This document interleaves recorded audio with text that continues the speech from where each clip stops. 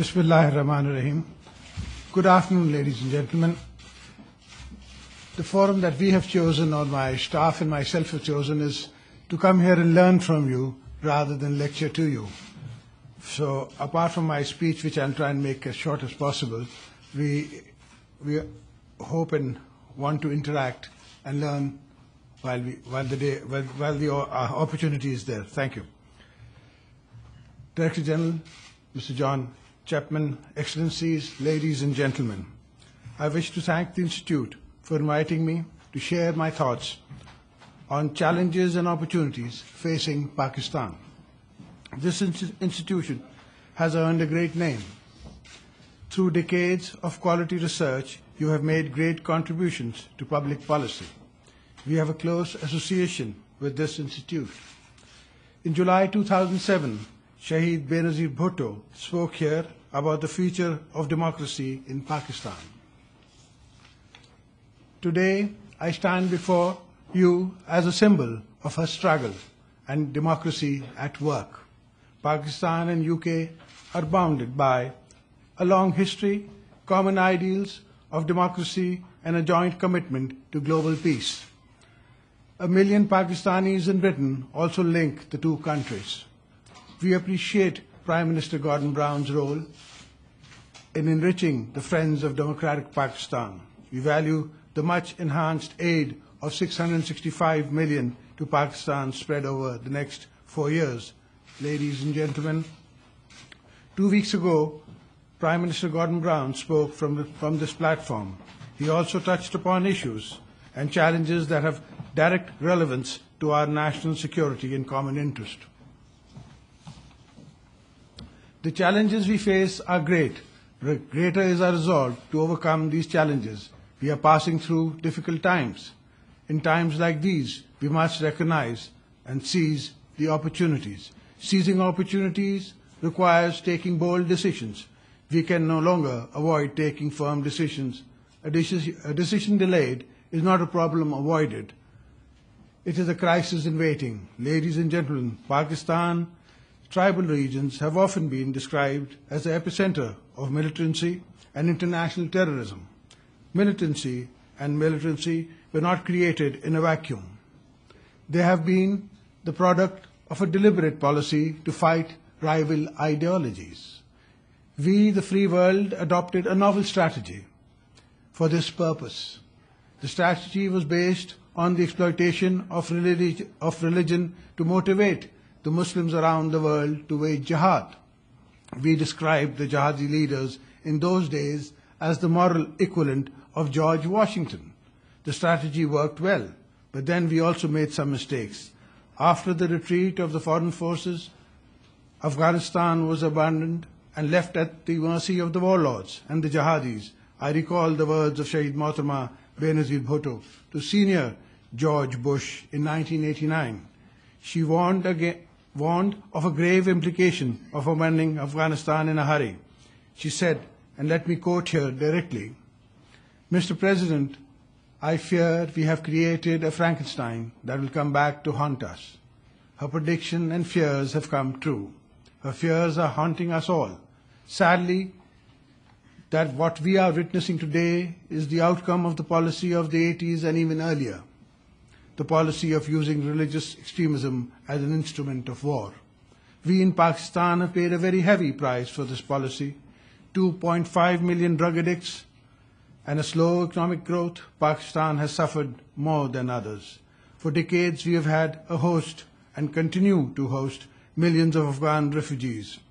The situation was further compounded by the support of international community to dictatorships in Pakistan. Dictatorships running with the hare and hunting with the hound. For decades, dictators played hide-and-seek with militants for their own political survival. Years of dancing with the dictators has encouraged the crises of today. Ladies and gentlemen, this, however, does not mean that democracy cannot deliver. We are determined to fight. We know how to fight. Democracy in Pakistan has taken the challenge head-on.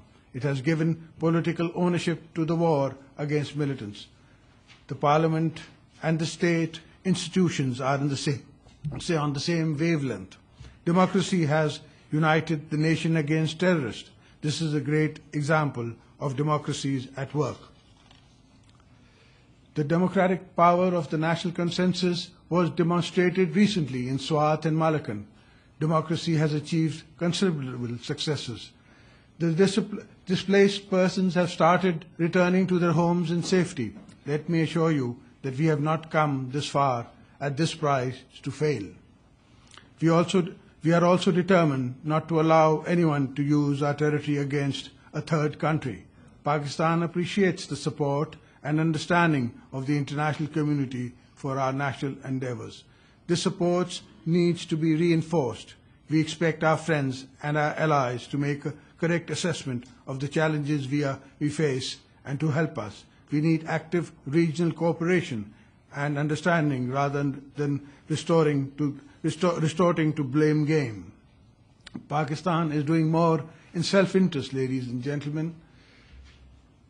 Pakistan has struggled hard for democracy and democratic transformation. Shaheed Benazir Bhutto made the ultimate sacrifice so that our nation may live in democracy. In the past 1 year, we have traveled a long distance. There is a functional parliament, dynamic political activities, independent judiciary, a vibrant civil society, and a free media. I can personally attest to that. The real task now is to make democracy sustainable, indeed irreversible. This requires that democracy should be able to deliver. The people of Pakistan have great expectations. We urge fellow democracies to support us in this common cause. Ladies and gentlemen, Pakistan also faces the challenges of a consolidated economic stability. We have taken most difficult and politically unpopular decisions to stabilize the economy, but we still have problems. We need to create expanded economic opportunities for the teeming millions. It is important that Pakistan is allowed market access to the countries of European Union. We need trade and not aid. Ladies and gentlemen, Pakistan is also confronted with the challenge of building a peaceful neighborhood. We are pursuing a policy of building a cooperative relationship with Afghanistan and India. We believe that regional dialogue and cooperation is the way forward. With India, after the Mumbai attacks, we have had bilateral engagements at the leadership level. The next round of talks will take place in New York.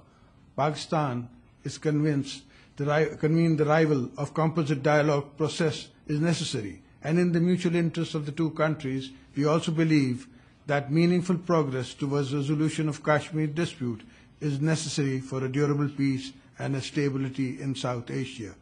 Terrorist attacks are always directed at democracies. They are also directed against the peace process with India that we have initiated. Non-state actors and supporters of dictatorship have vested interest in fanning conflicts.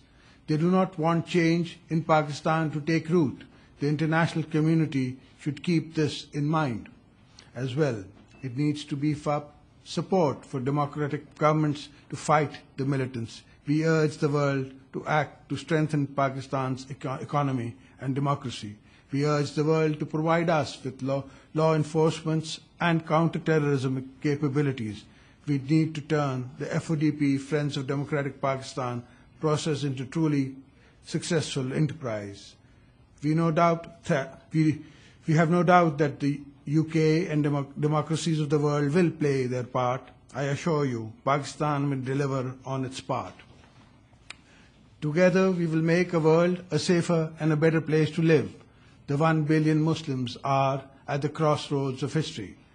Mohtarama Bhutto believed that a democratic Pakistan is the world's best guarantee for a triumph for moderation among Muslim world. She laid down her life for democracy. A European poet once said, "Freedom must be reinvented in every generation.